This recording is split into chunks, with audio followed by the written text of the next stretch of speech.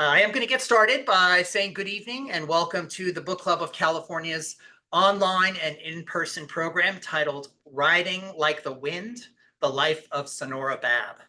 My name is Kevin Kosick and I'm the Executive Director for the Book Club of California, and it's my pleasure to welcome you all and host this program tonight. For those of you that might be new to the Book Club of California, we are a nonprofit, member and donor-supported organization that is dedicated to preserving and promoting the history of the book and the book arts. Oftentimes, we do that with a focus on the history and the literature of California and the West. The book club publishes limited edition, finely made books. We have a scholarly journal called the Quarterly Newsletter, and we have keepsakes for our members. We also host a year-round series of programs and exhibitions like the one this evening on topics including fine printing, design, typography, bookbinding, collecting, California history, and much, much more. Now, if you're not a member of the book club, or if your membership has lapsed and you're interested in what we do, I urge you to consider joining our century-long tradition. Our membership dues are modest, the benefits are many, and we simply can't do the work of the book club without the support of our members. So I encourage you to go online to bccbooks.org to learn more about the Book Club of California, to join, or to donate. And now tonight's program and our speaker. The program is titled Riding Like the Wind, The Life of Sanora Babb. Our speaker is Iris Jamahl Dunkle. Now, Iris writes and lives here in Northern California. She is the author of 2 biographies, Charmian Kittredge London, trailblazer, author, adventurer, and Riding Like the Wind, The Life of Sanora Babb, which is the subject of her talk tonight. She's also the author of 4 collections of poetry, including West Fire Archive, published by the Center for Literary Publishing, Interrupted Geographies, and Gold Passage by Trio House Press, and There's a Ghost in This Machine of Air by Word Tech. Now, her work has been published in Tin House, San Francisco Examiner, Fence, Los Angeles Review of Books, Split Rock Review, the Chicago Quarterly Review, and many, many others. She earned her MFA in poetry from New York University and her PhD in American literature from Case Western Reserve University. She was the 2017-2018 Poet Laureate of Sonoma County here in Northern California. Now, a little bit about her talk, but not to take all the thunder away, because it's a great talk. So in 1939, when John Steinbeck's The Grapes of Wrath was published, it became an instant bestseller and a prevailing narrative in the nation's collective imagination of the era. But it also stopped the publication of another important novel, silencing a gifted writer who was more intimately connected with the true experiences of the Dust Bowl migrants. Tonight, biographer and speaker Iris Jamahl Dunkle revives the groundbreaking voice of Sanora Babb for us. Now, if you have questions for our speaker, please wait till the end of the presentation. We will have time at the end to take questions, and we'll do that from you here in the club rooms. And if you're joining us on Zoom, you can use the chat and the Q&A function there, and we'll curate questions from both of those places. And now it's my pleasure to finally introduce our speaker, Iris Jamahl Dunkle.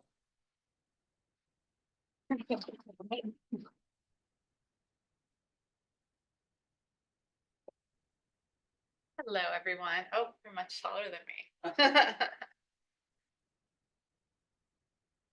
It's such a pleasure to be back here.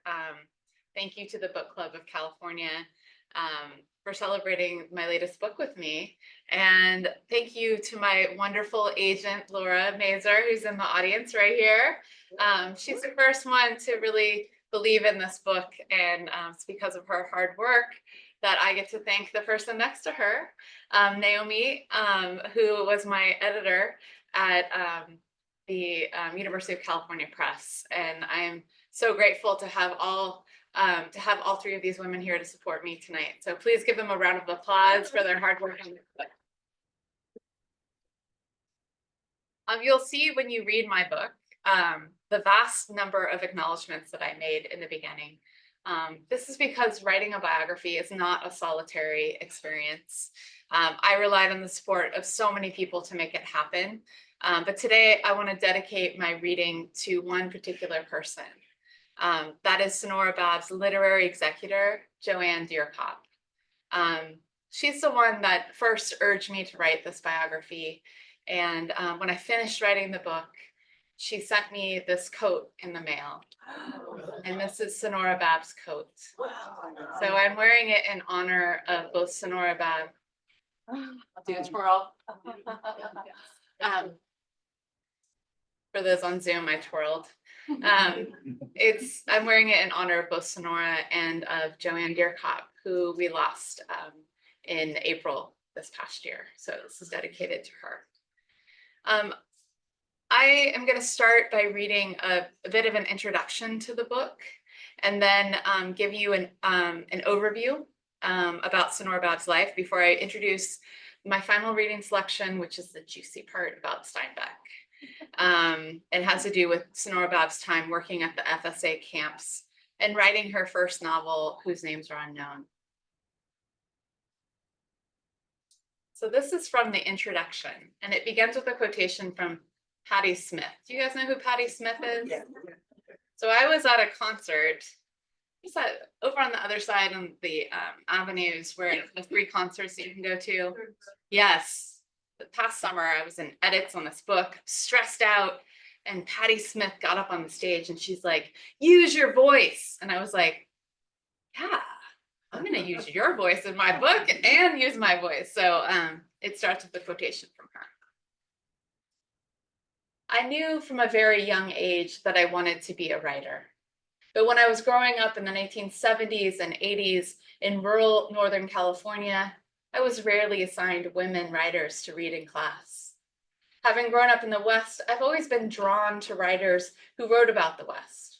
When I was assigned books by Jack London, John Steinbeck, and Wallace Stegner, I was mesmerized by how they wrote about the land on which I lived. Judging that by their depictions of the West, as well as those presented in film and on television, however, someone like me, a woman, had little to do with the West, and we certainly had never received much acclaim for writing about it. My grandmother grew up in the panhandle of Oklahoma, and she and her family were forced to leave their farm when dust storms destroyed their crops. It was a tough journey, one that would scar my grandmother with its trauma for the rest of her life. My grandmother was proud of her survival, but she didn't want to talk about it, and she most certainly didn't want others to tell her story for her incorrectly. When I was in high school, we were assigned John Steinbeck's The Grapes of Wrath. After I read it, I rushed home to tell my grandmother all about it. "Grandma, did you know they wrote a book about us?" She told me Steinbeck got it all wrong. She said he made her family look like helpless victims. She said not to mention the book ever again. For a long time, I was confused by my grandmother's reaction. Why was she so upset about this great author's work? How had Steinbeck gotten it wrong? In my schooling up to that point, I'd been trained to prioritize the published fictional account written by Steinbeck, the man, over my grandmother's firsthand and, of course, more accurate real-life experience. I had no idea how right my grandmother's reaction was. When I first stumbled upon and read Sanora Babb's novel, Whose Names Are Unknown, written in the late 1930s while she was volunteering with the Farm Security Administration, which built resettlement camps for Dust Bowl refugees, I was overwhelmed with emotion. I found mention of her book while I was watching Ken Burns' award-winning documentary, The Dust Bowl, which features extensive excerpts from Babb's notes and reports and showcases Babb's unique knowledge of the Dust Bowl and its victims. Burns introduces Babb as someone who, like the refugees, had grown up in the affected area around the Oklahoma Panhandle and was deeply committed to, quote, establishing a trust and respect with the refugees that extended both ways. Babb's was a story that humanized the experiences of those who had suffered through the worst disaster the United States had ever faced. A version where we got to know the characters before the worst days of their lives, when they had to flee to California to find work, where we saw the lives of women and children through their own eyes, and where we saw Black, Mexican, and Filipino workers in the fields and organizing strikes side by side with the whites. Here was a book that told a version of the Dust Bowl that aligned with the one my grandmother had told me. Babb was a writer who reported the human truth. As her friend, the poet Anne Stanford, wrote about her work, she represents the truth about life, even in its rough beauty. By the time I finished reading Whose Names Are Unknown, I had become fascinated with Babb and knew that she had to be my next biographical subject. I had decided to write my first biography, Charmian Kittredge London, trailblazer, author, adventurer, about Jack London's wife, an amazing woman who disregarded gender norms when I found out that she had helped write many of her husband's novels and had never been given credit for it. That biography was used as a source for a remodel of the museum at the Jack London State Historic Park, housed in Charmian's previous home, the House of Happy Walls. Now, when young girls visit the park, they will be introduced to two writers, Jack London and Charmian Kittredge London. This physical representation of my work has motivated me to commit my career to unearthing the stories of women who have been forgotten or misremembered. The more I learn, the more I research, the more I realize how many women have been erased, not only from the history of the West, but from human history. My research has made me wonder what would have happened if I had been assigned Babb's Whose Names Are Unknown in school, in addition to, or even instead of The Grapes of Wrath. Not only would I have seen my own family's experience within this history I was being taught, but I also would have been given an example of a foremother, a woman writer who was writing about the West. This biography aims to correct the record by returning to the archives with the intent of writing Sanora Babb's name back into the canon that has forgotten her. The life of Sanora Babb teaches us something about how to better understand the story of the American West. Hers is the story of a strong woman who not only was not deterred by those who wished to tell her story for her, or by those who would not let her tell her own story. This biography challenges the set canon of the American West by adding Babb's name to that elite and ever-growing list. Look at that, the little button works. So this first slide is Sanora Babb. She was born on April 21st, 1907 in Leavenworth, Kansas, but raised in a small town in the Oklahoma Territory before Oklahoma became a state later in 1907. So her father, Walt, and her mother, Jenny, ran a bakery in Red Rock, Oklahoma, but her father's true love was gambling. During this time in Red Rock, Walt spent most of his time at the Yellow Dog Saloon, gambling or playing baseball on an integrated baseball team. And you can see that's the Yellow Dog Saloon on the left, and then that's the Red Rock baseball team, which included Oto Missouri residents as well. The Red Rock bordered on the Oto Missouri Nation right next to it.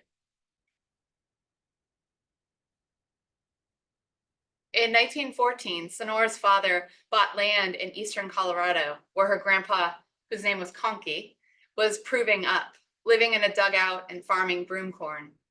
For the next several years, Sanora would live this life, learning to read off the newspapers her mother pasted to the dugout walls, and nearly starving on a number of occasions. You can see on the left, that is bales of broomcorn, and that's Conkey with the horses in the wagon. That little house, it looks like a house in the corner. It's actually just the roof of a dugout. So the structure is dug underneath. Her father used to say it was like a grave because you're in the dirt.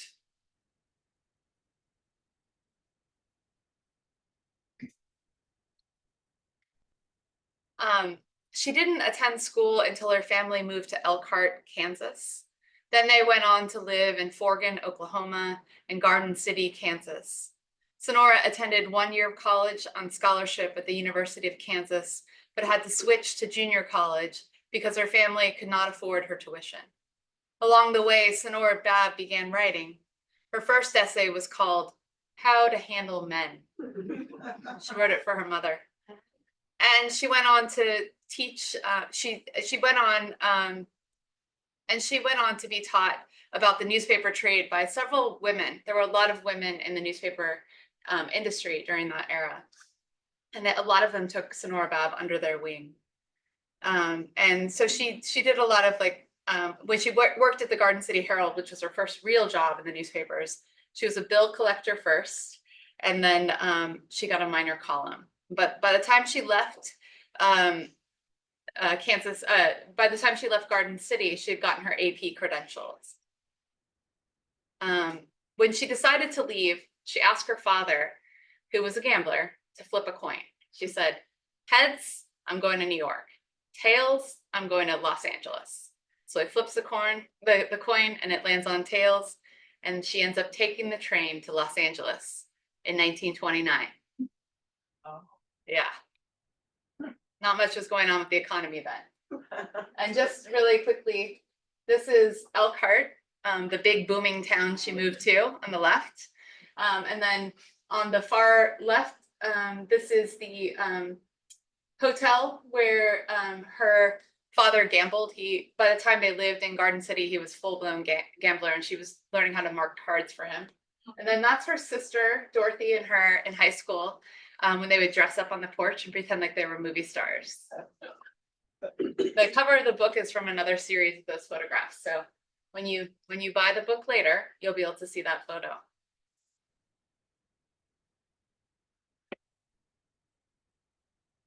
So in Los Angeles, Babb met fellow writers. She joined the Writers League. She worked for Warner Brothers radio station. She was even homeless for 6 months, sleeping on a bench in Lafayette Park. But no matter what happened to her, she continued to pursue her life as a writer. So in 1938, she volunteered for the FSA, and I'm going to start reading some of this chapter to you.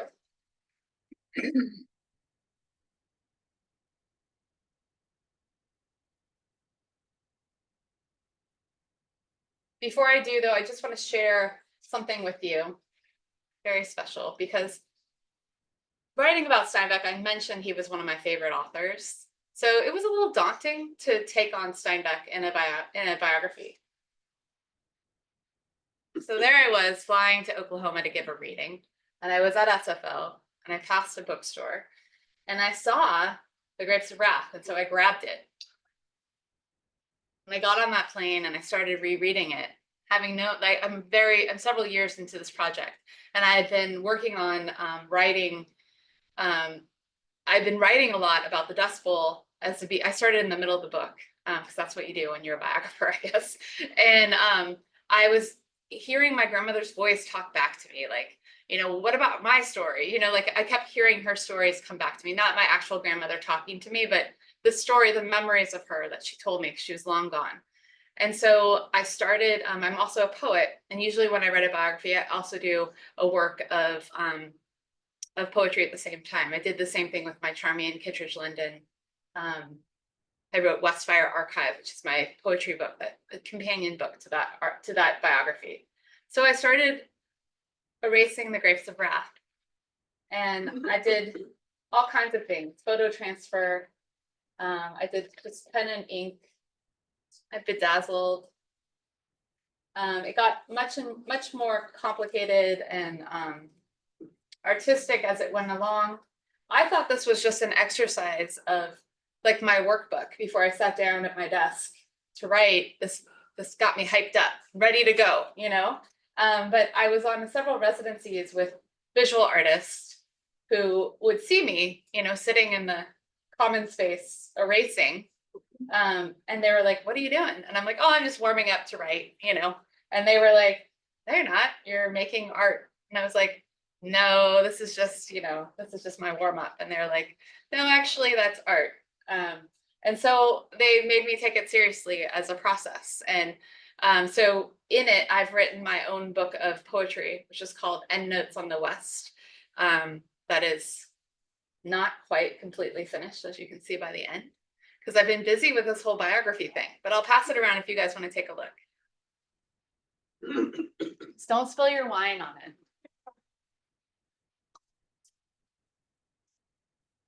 Okay.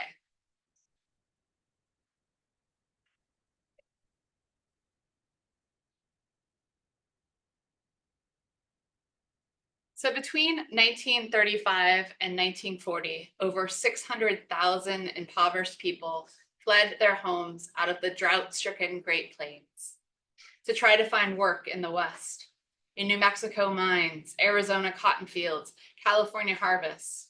These were people like Babb's father's family, who had survived for generations on the plains, often through tenuous circumstances, in pursuit of rural independence and autonomy. But the combination of low crop prices and years of drought had left these independent farmers and all of those within their communities destitute. And since there were no social programs, no farm subsidies, no price controls, and no alternate sources of water, the citizens who lived in the affected area had few choices but to stay and starve or flee to California or Arizona, where they might find work. However, the horror was that the plentiful jobs these desperate people were told were available to them if they traveled west were not available. Instead, what they found when they left everything they'd ever known and arrived in Arizona to pick cotton or in California to pick peas were hate, resentment, and prejudice. When Babb shared her manuscript with a screenwriter friend in Los Angeles, the writer offered to connect Babb to her friend, Tom Collins, who worked for the Farm Security Administration, setting up camps for Dust Bowl refugees. The FSA was founded in 1935 as a resettlement administration, and its sole purpose was to help displaced farmers. Collins set up his first camp in Marysville in 1935 and had been opening camps up and down the state of California ever since. Babb was pleased to make the connection immediately began corresponding with Collins, hoping to secure an opportunity to meet him. When Tom Collins finally got back to her and invited her to help him interview refugees near Brawley and El Centro in the Imperial Valley, Babb jumped at the chance. The day in 1938, when Babb arrived at the Gridley camp, the winter rain beat down on the muddy road. As she stepped out of her car and walked briskly up to the loan administration quote-unquote building. Rows of tents stretched out behind the building. She knocked confidently on its thin screen door. She was about to begin an 8-month stint working as a volunteer for the FSA in the San Joaquin and Imperial Valleys. The administrator building, like all the other permanent buildings of the camp, was half tent, half solid shelter. Gridley was one of those original FSA camps that provided housing, washrooms, toilets, and showers, and a community room for the ever-growing wave of migrants descending on California from the Dust Bowl. Collins likely answered the door with his signature half smile, the one he wears in many of the photographs taken while Babb was volunteering. He's not smiling in the picture I put up, I'm sorry, but he usually is. That's him hanging the laundry next to Babb. Collins was a lanky man with a square jaw and thin mustache, who had been raised in an orphanage, trained for the priesthood, and managed a school system in Guam before taking on the massive task of opening FSA camps up and down California. Rain drummed on the thin tin roof as Babb smiled back and stepped inside. For the next 8 months, Babb would work closely with Collins, providing supplies for the Dust Bowl refugees whose overflowing flivvers or Model Ts crowded the roads. Collins and Babb walked the dirt roads of the Imperial Valley, those of the Central Valley, all the way up to Feather River in Sacramento, and even those of the apple farms in Oregon, interviewing newly arrived refugees in order to find out who they were and what they needed, and to spread word about the camps. Collins, a tireless, resolute administrator, oversaw the entire camp program. His vision was to create a place that would foster self-governance among the refugees and thereby boost morale. He instituted a system he called democracy functioning, DF, in which communities of refugees made democratic decisions about the places they lived. When they returned from recruiting refugees, Babb helped Collins implement the DF system at many of the camps. Although Collins praised the direct work Babb did organizing residents of the camp, he knew she was a gifted writer, and he felt she would make an even bigger impact using her craft to spread the word about the plight of the migrants. This is a quote. "I feel you can do your best work for the agricultural and industrial workers by and through the power of the written word. You have the unusual ability possessed by so few writers to do a powerful bit of work. The field is rapidly being filled with organizers. Whatever you write will be of great assistance to the workers and organizers. I would like to see you write and write. It is your profession. You are nobly fitted for it. May you do it. We will hope you will. We want you to do so." And write she did. Babb kept detailed notes about her interactions with the refugees. She counted in her journal 493 home visits, 2,512 people seen in homes. In late February, when she arrived in Tulare County, she documented how desperate the situation had become regarding the cotton crops that migrants had come to pick. Visalia, 224.38. This year, 250,000 acres less of cotton to be planted here, and that means about 60,000 people wandering around starving. Act just passed by Congress for crop control. The act in question was the Agricultural Adjustment Act, passed as part of the New Deal, which created programs to reduce surplus and raise crop prices. It encouraged farmers to reduce the production of certain crops, like cotton, in return for subsidy payments. This act, which was originally created to assist farmers in the Dust Bowl area, was now working against them in California.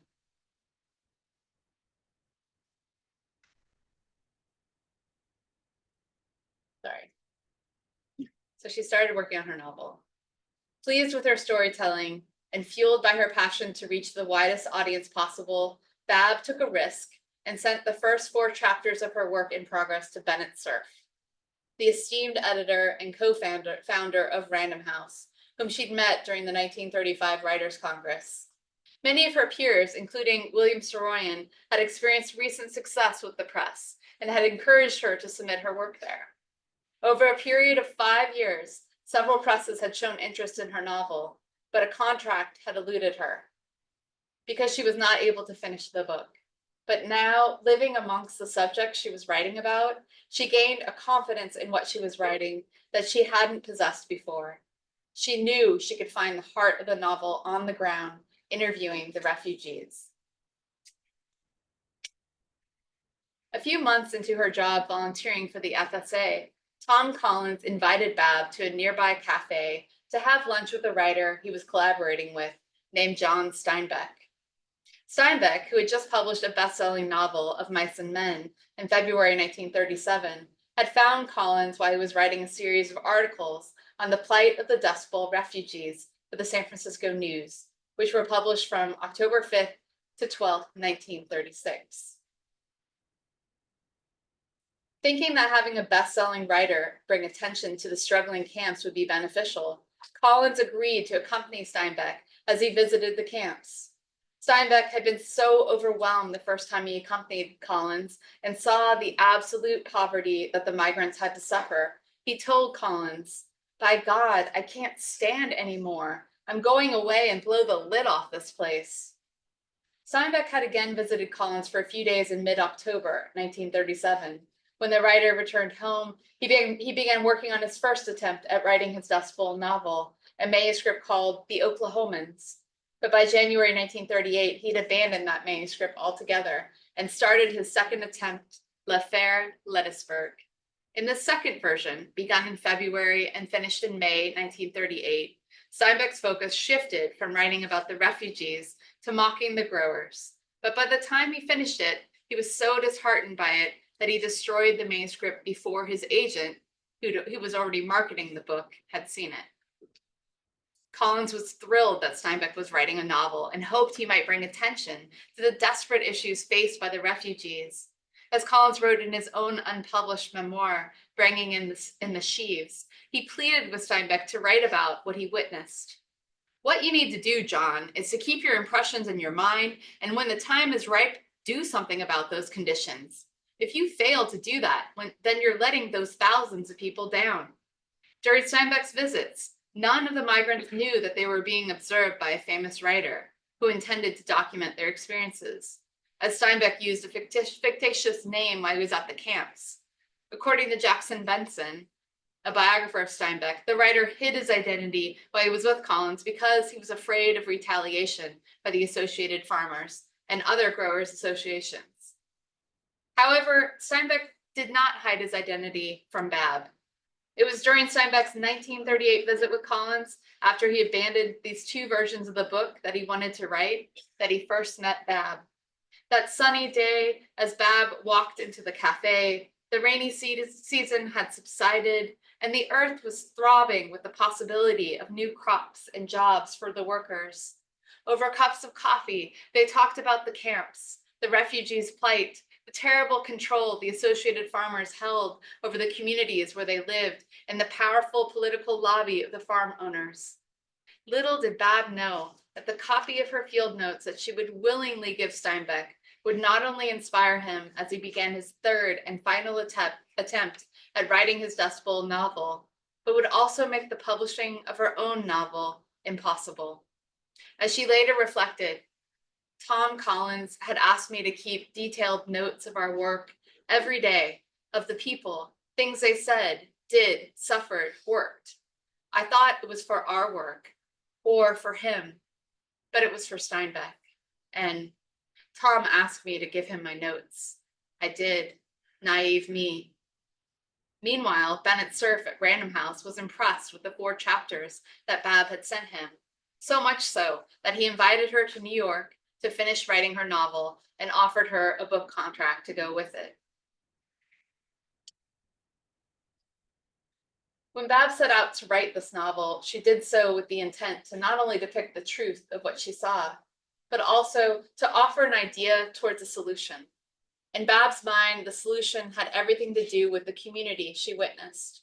She believed that the only way for her characters to overcome the horrible circumstances that had befallen them was to band together and fight the giant corporate farms that were overtaking the agricultural industry.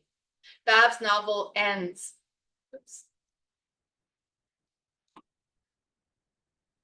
Babb's novel ends with the hopeful idea of transformation.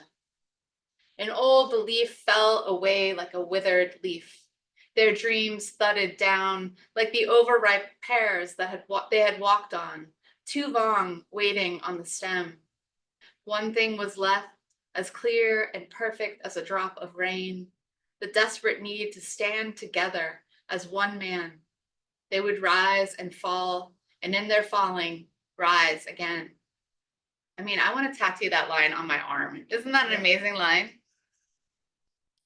As scholar Christopher Bauman has pointed out, while both Babb's and Steinbeck's books were motivated by a genuine concern for the Dust Bowl migrants, and both approached their novels as projects from which they could cultivate public support for the migrants in California, the story of Steinbeck's book is quite different.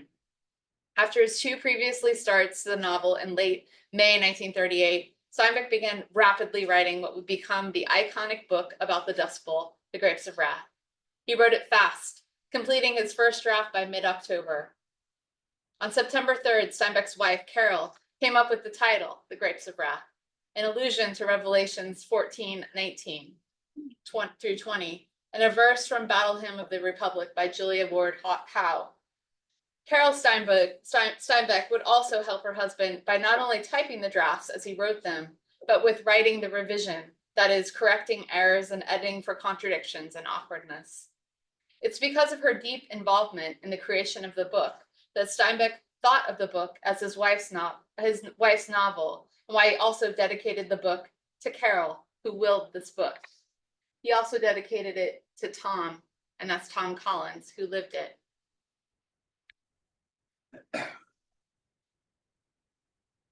Babb continued to work at the camps until late October or November, when she returned home to work on her book and reunite with her sister and James Wong Howe. But she soon realized that to finish her book, she needed the time and space to write. So the following spring, she took the train up to New York to finish her manuscript while living on the Upper West Side with her friend, the dancer Lotta Goslar. She loved living in New York City and knowing her first book was nearing completion. The early summer was boiling hot, but she sat at her desk and diligently completed editing her book and turned it in to Bennett Cerf, her editor at Random House. Cerf wrote Babb on July 27, 1939, to say the first reader's report on Whose Names Are Unknown had come back exceptionally fine, and told her that he wanted to, quote, read it myself. He promised to get back to Babb within a week. However, a week later, when Cerf invited her to the Random House offices to meet with him, she faced a situation she could never have expected. When she entered his office, he was seated formally at his desk, which was cleared of everything except a check under his hands. She knew right away that something had gone wrong. Though the reading reports about her book had been extremely positive, Cerf explained to Babb that her publishing contract for Whose Names Are Unknown had been canceled due to the wide success of Steinbeck's new novel, The Grapes of Wrath. By June 1939, The Grapes of Wrath had sold over 200,000 copies, and film rights to the book had already been sold for $75,000. Steinbeck's fame, which had already been solidified by his best-selling 1937 novel Of Mice and Men, was skyrocketing. Babb was speechless and left Cerf's office in utter and complete shock. The two readers' reports about Babb's book had the same complaints that, quote, it would almost seem as if Sanora Babb and John Steinbeck had thoroughly discussed an identical theme and set out to write their separate books. So similar are The Grapes of Wrath and Whose Names Are Unknown. They go on to explain Babb's approach. The plight of these people is described with great understanding that indicates personal experience. Whereas Grapes has color, excitement, and humor, Babb's book is more uniformly intense, more a piece of the drabness of her people. What's heartbreaking is how this reviewer closes the report. If there hadn't been a Grapes, I would say unreservedly, here is something new, something fine, we must publish. Moreover, an unusual talent is displayed in this first novel. In subsequent letters, Cerf, who acknowledged the craft of Babb's novel, but couldn't see his way to publishing two books about the same event, advised Babb to put her manuscript away for a few years until the market might be more receptive to another novel about the Dust Bowl, as he wrote to her in a letter on August 16, 1939. After viewing the matter from every angle and discussing it in a full editorial conference for an hour, I don't see how, in God's green earth, we can publish Whose Names Are Unknown. What rotten luck for you that The Grapes of Wrath should not only have come out before your book was submitted, but should have so swept the country. Obviously, another book at this time about exactly the same subject would be a sad anticlimax. And I think that you must face the fact that just as we have, the last third of your book is so completely like The Grapes of Wrath that the families and characters might as well be interchangeable. Before she left New York to return to Los Angeles, Babb pleaded with Cerf, but nothing she said would change his mind. When she said she'd have her agent shop her manuscript around to other publishers, he explained that she was welcome to do so, but he knew their answer would be the same as his. Sadly, Cerf was right. Babb sent her manuscript to all the main publishing houses that fall and winter, and each rejection letter echoed sentiments similar to Cerf's. Her writing was good, but because of the success of The Grapes of Wrath and the uncertain times of a possible world war, the publication couldn't take a risk on Babb's first novel. Babb was devastated. As she recalled, I thought after that blow, I couldn't ever write again. And I didn't for a year. As Babb would later recall, I worked in the fields for months with Tom Collins, to whom The Grapes of Wrath is dedicated, who asked me to make detailed nightly notes. And we passed on this great bundle to John Steinbeck, who came down to the fields 2 weekends and then wrote that fine book. He had sense enough to stay home and write. He was already a professional, and I was young, vulnerable, sympathetic with those courageous families and innocent of publishing ways. Cerf did not let Babb leave New York empty-handed. However, instead, he sent her home with a $250 advance and a contract for a new novel. Babb, still in shock about what had happened, left without signing the contract. She couldn't fathom the idea of walking away from a book she'd spent years writing and starting over on a brand new novel. Babb didn't give up on her novel, though, without a fight. Even after Bennett Cerf and so many other New York publishers have rejected her work, she continued to seek support. She wrote her Guggenheim application in late 1939, where she asserted the difference between her book and Steinbeck's. In Whose Names Are Unknown, I presented the people in a somewhat different light than in The Grapes of Wrath, and I feel I know these people thoroughly and want readers to know about them in this way. At a time when so much of the American West is plagued with natural disasters and climate migrants, our growing worldwide concern, Babb's novel and her extraordinary life offer us a lesson in humility. Had Babb left the FSA camps and finished her novel just a few months earlier, perhaps it would be her Dust Bowl novel, in addition to The Grapes of Wrath, or instead of The Grapes of Wrath, that would be taught in high schools across the country. And perhaps our understanding of that period in history would have been widened to include more than a single story. So this is a picture of Babb when she wrote the book in 1939. And this is the last professional shot of Babb. She was much older in 2004 when her book, I like visuals, Whose Names Are Unknown, was published. It is available from the University of Oklahoma Press, so it's in print. But it only got into print because at the end of her life, Joanne Deerkop, who gave me this coat, made her a promise over big glasses of wine to get it in print and to keep all of her books in print, and they're still in print to this day because of that. I just want to end by telling you that these are my 2 biographies on women who have been forgotten or misremembered. And this is my Substack that I write, a weekly blog about women that have been misremembered. If you want to just scan that QR code, it'll take you to the site so you can see it and you can sign up. You can also email me and tell me about stories that you'd like me to write about in the future. Thank you so much for this wonderful event.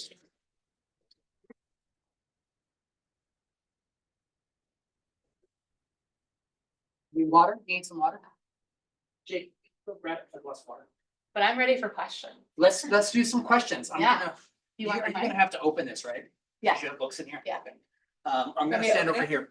Well, What do you I want you to stand right here, Okay. and I'm Oh, gonna right here? stand over Okay. here, Okay. because here's where the camera Oh, is. that's the camera. Yeah, so I want to make sure, not that I need to be in front of you, but if I'm up, You can be body on. off Okay. camera, it's crazy. So do we have any questions here in the room? Bo? There is a very large Steinbeck Center in Salinas. Yes. Have you given a presentation there on your book? I will be on, thank you so much, on May 17th. Oh, good. Yeah, Good. I'm really looking forward to it. Well, that should be a great accomplishment to bring her work. Definitely. And just to clarify, Steinbeck scholars, this isn't a new revelation for them. They actually showed this information they published it in the Steinbeck Journal several decades ago. So I just looked at it from the angle of Sanora Babb, which told a fuller story. Yeah, yeah. We had another question, I think. Oh, yes. I'm spacing out her name, but have you written also about the woman who Wallace Stegner based his books on? Yeah, isn't that interesting? Like the 3 books I grew up on, Stegner, London, and Steinbeck all appropriated content from women. I haven't, there's a lovely article though in Alta magazine about that, and it is a wonderful topic, and it's important that we remember that because he did appropriate whole letters from Mary. Oh, what is her last name? I should know her last name. Do you know? Does someone know her last name? Oh, okay. We will say her name. Someone Google it. What is it? OOTE. Foot? Yes, I think you're right. Mary, is it Mary Foote? Yeah, and it's her letters that are, they're verbatim in the text, and so he never appropriated that content, didn't cite her at all. We'll go in the back and then we'll come in the front to Helen. I'm not sure if I'm pronouncing her last name correctly, but her Alice Guys, she was French, was like the first director when film came out. People were just kind of filming. Oh, yeah, Yeah, they yeah. were filming people just walking and stuff, and Yes. she started filming little fairy tales and stuff. yes. Yeah. Her work's extraordinary, yeah. You should send me an email, so I remember to do a column on her. That sounds fascinating. Yeah, thank you. And Helen. I'm just wondering, in the research that you did, did you get the sense that at the time Steinbeck met up with Tom and Tom had this young woman who was gathering notes, that there was a consciousness that he was utilizing something that she was looking forward to creating, or she was sort of a subsidiary giving notes to Tom who passed it on to Steinbeck, and so it ended up getting appropriated without maybe a consciousness that she had a book in mind. Do you have anything from the research? Yeah, so I think it's important to note that she was at that meeting in person. So she was represented, like it wasn't like it was just Tom's notes. But I think it was thought of that she worked under Tom, and so it was just his material. I think also she was an unknown writer at that time. She was publishing in magazines, and she was publishing a lot for the New Masses at that time, but she didn't have a book under her belt. Right. And Steinbeck was a really famous writer. Of Mice and Men, I think, was on Broadway at that point. And so I think the differentiation between that, if you throw in a big chunk of patriarchy on top of that, it's going to explain the situation. I sort of had a feeling. Yeah. There's a question about if is there an archive of Babb's work Wonderful somewhere? question. Where might that live? Yes, so there is a wonderful archive in at the Harry Ransom Center, and that's in University of Texas at Austin. There's 77 beautiful boxes that I spent many visits with. And there's wonderful research librarians that would love to work with you if you wanted to work on her. We have time for maybe one last question, because I know you have some books up here that Yes. people might be interested in acquiring, and you might be wanting to sign for them. Yes. So we'll do one last question in the back. Just naming ladies who've been erased. The lady that I don't even know her name. So that who did Star Wars, George Lucas's wife at the time, right? Like I was girlfriend at the time. Like he completely wiped her off the face of the earth. That's the reason the first 3 movies. I haven't Way heard better this story. Wow. If you think of her name, please I'll Google her and email it to me, please. You can find my contact information on my website. You've been a lovely audience. Thank you for these good questions. And make sure, if you weren't able to scan the QR code from the back, you can come up and scan the QR code to get on Iris's Substack. And if you're interested in acquiring the book, I think Iris will be up here signing some for you. So you can come on and do that as I wrap up this program by saying thank you again for being here, and join me in thanking our speaker, Iris Jamahl Dunkle. We invite you back to another book club program in the future. You can register for book club events online at bccbooks.org/programs. You could use the link that's in any of the emails that you're probably getting from the Book Club of California, or you can email me. My name is Kevin at bccbooks.org. I'd be happy to sign you up for a program. Thanks everyone for coming. We look forward to seeing you again. Have a great evening.